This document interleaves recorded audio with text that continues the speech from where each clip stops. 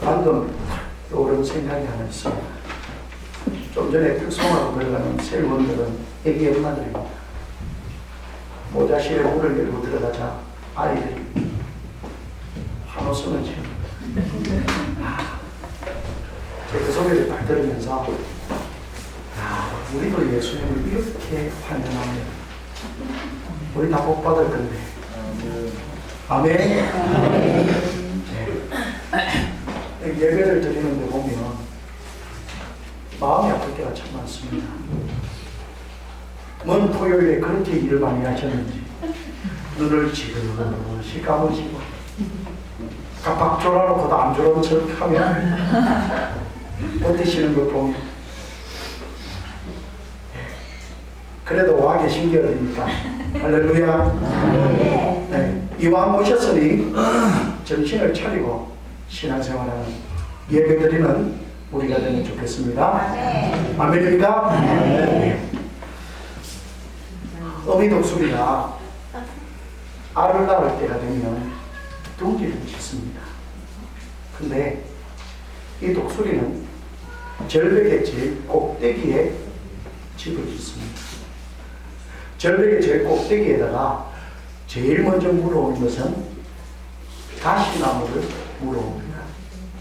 그래서 가시나무를 가지고 집을 만들어요.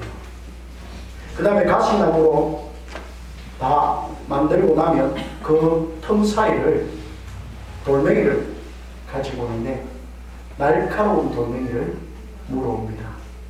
그리고는 그 가시나무 틈새 사이로 그 돌멩이를 끼워 넣습니다.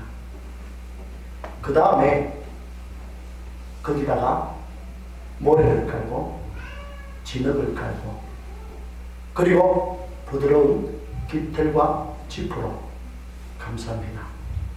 마지막에 그곳에 알을 낳습니다. 그리고 나면 이제 알이 부화를 하지요. 알이 부화를 해서 새끼들이 조금 움직이기 시작하면 어미는 부드러운 깃털과 짚을 집 밖으로 버립니다. 그리고 조금 더 크면 이제 모래와 진흙도 뽑아버립니다. 그러면 남는 게 뭡니까? 뾰족한 돌과 가시죠. 새끼들이 편하겠습니까? 불편하겠습니까?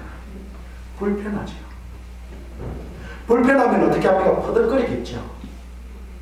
그래서 퍼득거리면 어미가 그 새끼를 물고 하늘로 높이 올라갑니다. 그리고 거기서 집어 던져버립니다.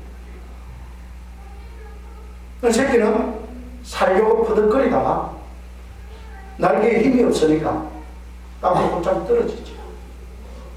그러면 어미가 그 새끼를 물어다가 다시 또 하늘로 올라갑니다. 이것을 여러 번 반복을 합니다. 그럼 이제 새끼가 지치잖아요.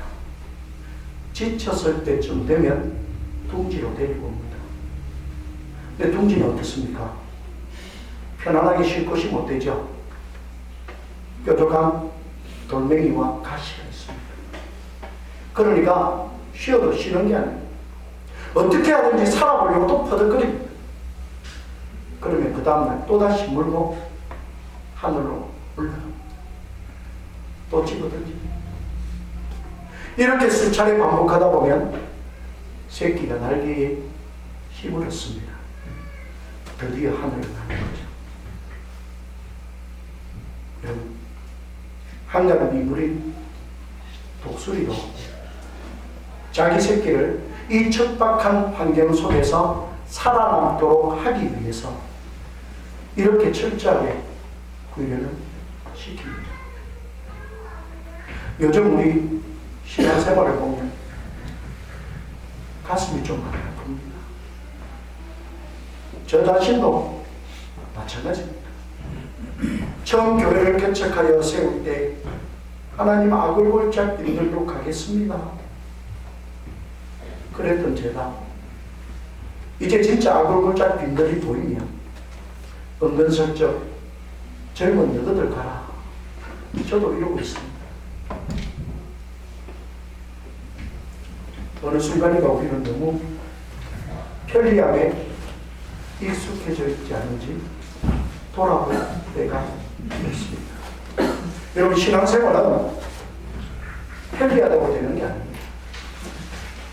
아무리 사자라도 관리인이 주는 먹이만 먹으면 그 사자는 얼굴은 사자일지라도 사자 모양은 개밖에 안 됩니다. 관리인에게 길들여서 그 야성을 잃어버리는 거죠. 여러분, 우리가 그리스도인으로 하나님 앞에서 부름을 받았습니다. 우리 안에 예수 그리스도의 생명이 있습니다. 그 생명은 우리가 주님의 이름으로 기도하면 병든 자가 치료되고 상한 자가 위로받고 정말 하나님의 은혜와 하나님의 역사가 일어나는 줄 믿습니다. 근데 언제부터인가 우리는 어렵고 힘들 때 기도가 없습니다. 어렵고 힘들면 전도 못하겠다고 적당히 타협하는 그런 신앙생활이 너무 익숙해져 있는 오늘 우리를, 저는 이 본문의 말씀을 돌아보면서 신앙의 야성을 회복하자 라는 제목으로 한강 미물에 지나지 않는 독수리라도 이 척박한 환경 속에서 자기 자식들을 살리기 위해서 그 야성에 길들이고 있는 우리는 어떤 각오로 신앙생활을 하는가 돌아볼 수 있으면 좋겠습니다. 오늘 본문에 소개하는 서문화 교회, 여기 2장부터 3장까지에 보면 7교회가 등장합니다. 근데 그 7교회 중에 칭찬받은 교회는 단 2교회입니다. 서문화 교회와 빌라델비아 교회. 그 중에 오늘 먼저 서문화 교회가 나타나고 있습니다. 이 서문화 교회를 향해서 하나님께서 가장 먼저 하시는 말씀 8절에 보면 처음이며 마지막이요 죽었다가 살아나시리가 이르시되, 하나님께서 이렇게 서문화 교회에 당신 자신을 말씀하시는 이유는 하나님의 비장함이 들어가 있는, 네가 믿는 내가 누군지 아느냐? 나는 처음이며 나중이고 죽었다가 살아났다. 그러니까 오늘 너희들이 믿는 이 현실을 너무 힘들어하지 마라. 내가 죽었다가 살아나는 처럼 나를 믿는 너희들도 내가 반드시 죽음에서 건너주시다. 이런 소망과 확신을 주면서 본문의 말씀을 시작하고 있습니다. 하나님은 저와 여러분의 형편과 처지를 다 아시고 계시는 줄을 믿습니다. 그렇기 때문에 우리가 어떤 신앙생활을 하는지도 다 압니다. 오늘 본문에서 서문화 교회는 특별히 뭐라고 말씀하고 있느냐? 9절에 보면 내가 네 환난과 궁핍을 알거니와. 여기서 말하는 네 환난과 궁핍은 예수 믿는 것 때문에 오는 환난과 궁핍을 말합니다. 환난이라는 것은 외부적으로 압박을 가하는 것인데 그 압박을 가하는 사람들이 누구냐? 유대인들입니다. AD 70년에 예루살렘이 로마의 디도 장군에 의해서 완전히 폭삭망했습니다. 그러고 나니까 예루살렘에 살던 사람들이 전 세계로 흩어졌습니다. 그 사람들이 서문화 지역에도 들어왔습니다. 그런데 서문화 지역에 들어왔던 이 사람들이 예수님을 죽였던 그 못된 섭성을 버리지 못하고 서문화 지역에 있는 기독교인들을 박해합니다. 그 박해의 정도가 너무나도 심했습니다. 서문화 교회에서 초대 교부로 세워졌던 폴리감이 이 박해에서 이 환난을 통해 순교를 당합니다. 불에 태워져서 죽입니다. 이유는 한 가지입니다. 예수 믿는다는 이유. 그게 이 서문화 교회가 당했던 당시의 환난이었습니다. 여러분, 우리가 예수님을 제대로 믿으면 우리는 세상에서 환난에 노출될 수밖에 없습니다. 그런데 오늘 저와 여러분은 진지하게 내가 정말 예수님을 믿으면서도 환난 앞에서 나는 당당할 수 있는가? 그럼에도 나는 예수님을 믿겠습니다라고 자신있게 말할 수 있는가? 평소 우리가 이런 신앙을 결단하고 이런 신앙을 훈련하지 않으면 저절로 되지 않습니다. 그러나 이런 신앙은 충분히 그만한 가치가 있습니다. 왜냐하면 예수님께서 십자가 위에서 죽으시고 약속대로 3일 만에 부활하시면서 우리에게 부활의 생명을 주셨기 때문에 우리가 믿는 믿음은 결코 헛되지 않은 줄 확신하게 되는 겁니다. 서머나 교회는 그런 하나님의 약속과 은혜를 믿었습니다. 그래서 환난이 올 때도 정말 인내하면서 신앙을 지켰습니다.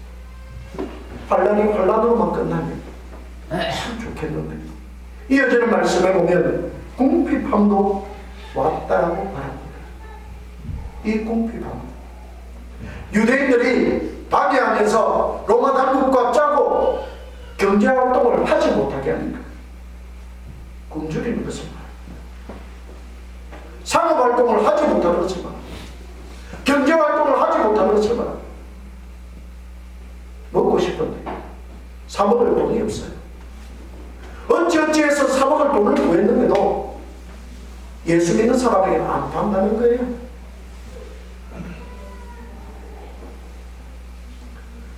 강원도로 올라가면 가평 넘어가는 길 쪽에 기독교 성지라고 해가지고 조그맣게 만들어 놓은 곳이 있습니다. 우리나라에서는 이단으로 하고 있지만 저는 그 삶은 본받아야 된다고 생각합니다. 거기 가면 제7 안식교 교인들이 집단촌을 이루고 살던 마을이 있습니다. 근데 그곳에 길이 난 것은 얼마 되지 않았습니다. 그곳을 왜 성지라고 하느냐면 예전에 이 사람들이 일제시대 때 신사참배를 반대하면서 신앙의 자유를 찾아 강원도 산골로 들어온 거예요. 거긴 사람 겨우 지나다닐 길밖에 없었습니다. 온통 산이었어요. 그 산을 불태워서 화전을 만들어서 거기서 나는 숯으로 먹고 살고 농사짓고. 근데 그래도 목적이 딱 하나는 신앙의 자유. 저희 아이들까지 데리고 그곳에 갔습니다. 보여줬습니다. 되새기고 싶었습니다. 예수 믿는다는 것 때문에 이런 궁핍한 삶도 감당할 수 있는가? 제 자신에게 묻겠습니다. 여러분, 오늘 저와 여러분이 믿는 신앙의 가치는 어느 정도 됩니까? 환난을 당해도 궁핍이 몰려와도 두려워하지 않고 맞짱뜰 수 있는 그런 신앙의 담대함이 오늘 우리에게 있는 것. 하나님은 그런 사람을 기뻐하시지 않겠습니까? 우리가 이단이라고 말하는 그들도 신앙의 자유를 위해서 첩첩 산골에 정말 찡해지고 들어가서 마을 이루고 사는 겁니다. 오늘 우리는 정통 기독교라고 살아계신 하나님을 믿는다고 합니다. 고난은 고난이라서 피하고 환난은 환난이라서 피하고 궁핍은 궁핍이라서 피하고 요리조리 빠져나가면서 타협하고 그렇게 살고 있지 않습니다. 서머나 교회는 다녔습니다. 정말 힘들었습니다. 더 기가 막힌 것은요, 본문 9절 말씀에 보면 유대인이라는 자들의 비방도 발견과 실상은 유대인이 아니요 사단의 회당이라. 유대인들이 더 극렬하게 비방을 했다. 왜 그랬겠습니까? 그들이 예수님을 십자가에 못 박아 죽였잖아요.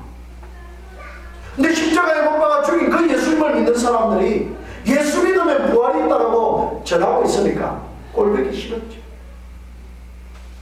근데 그들은 그렇게 박해를 하면서도 늘 자기들이 우리는 정통 유대인이다 그랬습니다. 근데 여러분, 기가 막힌 것은요, 이들이 기독교인을 환영시킬 때 그 요일이 언제였는지 압니까? 유대인들이 목숨처럼 지키던 안식일에 기독교인들을 환영시켰습니다. 그들은 자기들의 목적을 위해서 그들이 그렇게 신성시하는 안식일마저도 가차없이 범하면서 적을 제거하는 그런 잔인함을 보였습니다. 그래서 하나님께서는 그런 그들에게 사탄을 배당합니다. 이름만 문질하지만 사실은 그들은 사탄이다 말하고 있습니다. 여러분, 우리가 신앙생활하는데 우리를 참 가혹하게 하는 사람들 중에 우리 가까운 사람들이 참 많이 있습니다. 그러나 두려워하지 마십시오. 그들이 가장 하나님을 잘 믿는 것 같고 그들이 가장 하나님을 잘 아는 것 같지만 그들은 사실은 하나님을 모르는 어리석고 불쌍한 영혼들에 불과하다는 사실을 기억하시길 바랍니다. 그러면서 그들의 실체를 우리가 그 실체 앞에서 우리 신앙을 굽히지 않기를 주님의 이름으로 축복합니다. 이런 결단과 각오가 우리 안에서 날마다 되새김질 되어서 나타나야 우리가 하나님이 원하시고 기뻐하시는 건강한 신앙으로 세워지고 자라가게 되는 줄을 믿습니다.